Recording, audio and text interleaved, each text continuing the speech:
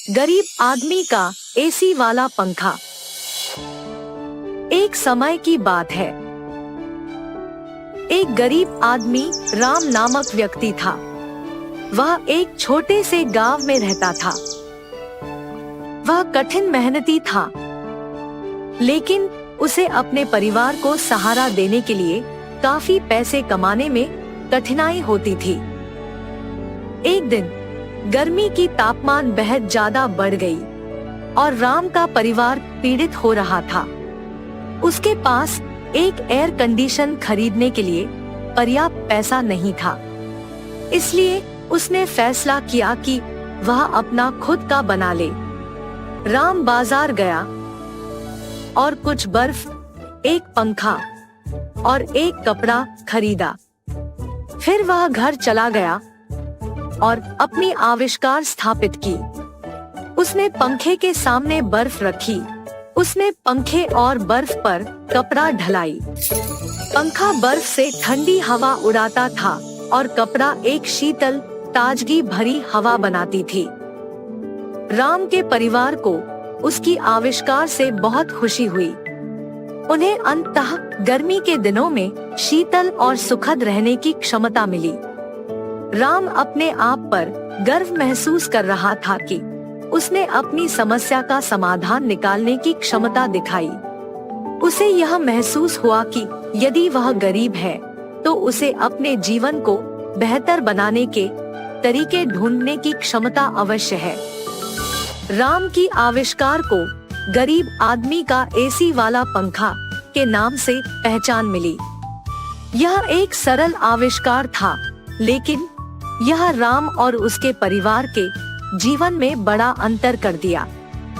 यह भी दिखाया कि यदि आप गरीब हो तो आप फिर भी संसाधनशील हो सकते हैं और अपने जीवन को सुधारने के तरीके ढूंढ सकते हैं। एक दिन शहर से एक धनी व्यक्ति राम के गांव आया। वे राम की आविष्कार पर प्रभावित हो गया और उसने राम से पूछा कि क्या वह उसे बेच सकता है। राम पहले झिझक था, लेकिन अंततः सहमत हो गया। धनी व्यक्ति ने राम को अपनी आविष्कार के लिए एक बड़ी राशि दी और राम ने इस पैसे का उपयोग अपने परिवार के जीवन को सुधारने के लिए किया। राम की कहानी हम सभी के लिए प्रेरणादायक है। यह दिखाती है कि हम चुनौतियों का सामना करते हैं तो हम मेहनत करके और रचनात्मक बनकर उन्हें पार कर सकते हैं। राम की आविष्कार सरल है, लेकिन यह कई लोगों के जीवन में बड़ा अंतर लाने की क्षमता रखती है। हम सभी राम की कहानी से सीख सकते हैं और प्रेरित हो सकते हैं कि हम अपनी रचनात्मकता का उपयोग करके उन समस्याओं का समाधान करें जो हमारे सामने आते हैं।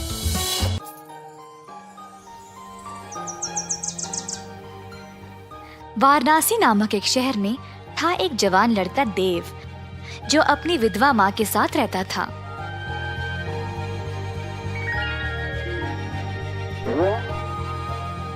उनकी थी 1 एकड़ की जमीन, जिसमें वह काम करके अपनी रोजी रोटी कमाते थे। एक दिन अचानक से आए 2 सैनिक और देव को बिना उसकी कोई गलती कैद खाने ले गए।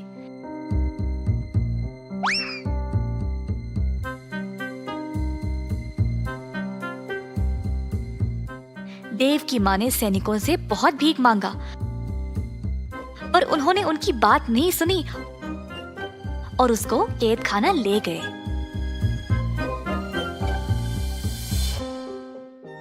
देव की माँ अब बेसहारा बन गई, क्योंकि उसका ख्याल रखने वाला और कोई नहीं था। इन सब की वजह से अब खेती का काम भी रुक गया। इसी तरह दिन बीत गए और सारा खेत सूख कर नष्ट हो गया। कमाने का उनका यही जरिया था और अब माँ के पास कोई खाना भी नहीं बचा। देव की माँ को समझ नहीं आया कि वह क्या करे। वह अपने बेटे से बात करना चाहती थी, शायद वो उसको बताए कि वह क्या करे। देव की माँ गई एक गुरुजी के पास एक पत्र लिखने में उनकी मदद मांगने। गुरुजी, मेरे बेटे को बंदी बनाया गया है बिना उसकी कोई गलती के। अब मेरा ख्याल रखने के लिए कोई नहीं रहा। कृपया आप देव के लिए मेरी तरफ से एक पत्र लिख दें। देव की माँ, आप जैसा चाहे मैं वैसा ही करूँगा। आप हौसला रखिए, सब ठीक हो जाएगा। गुरु ने पत्र लिखा।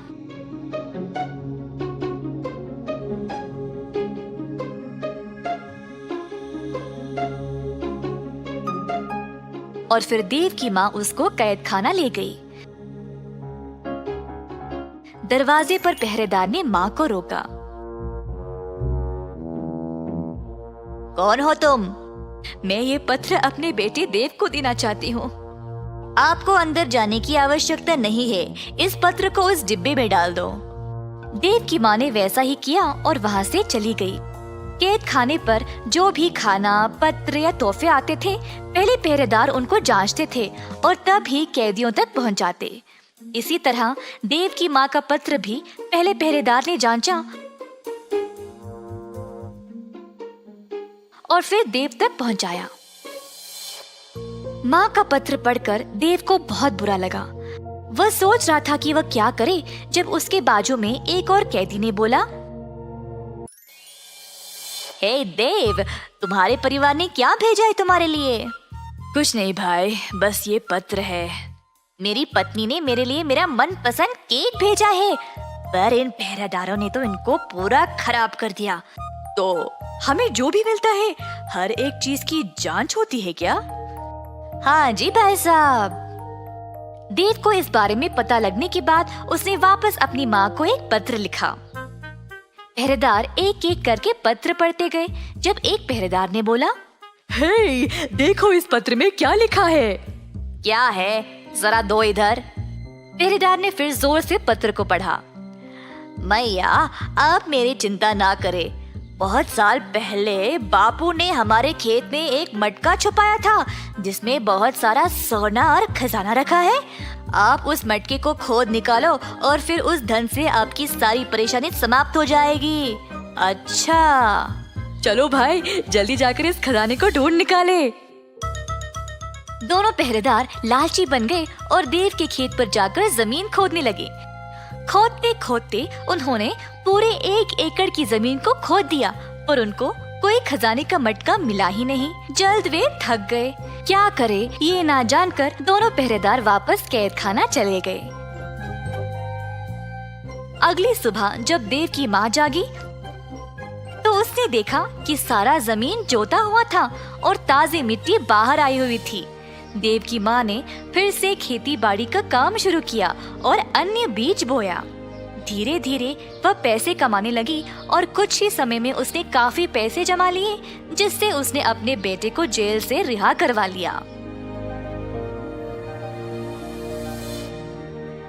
अगर मन से कोई चीज चाहिए होती है तो उसको पाने के लिए कोई ना कोई रास्ता निकल आता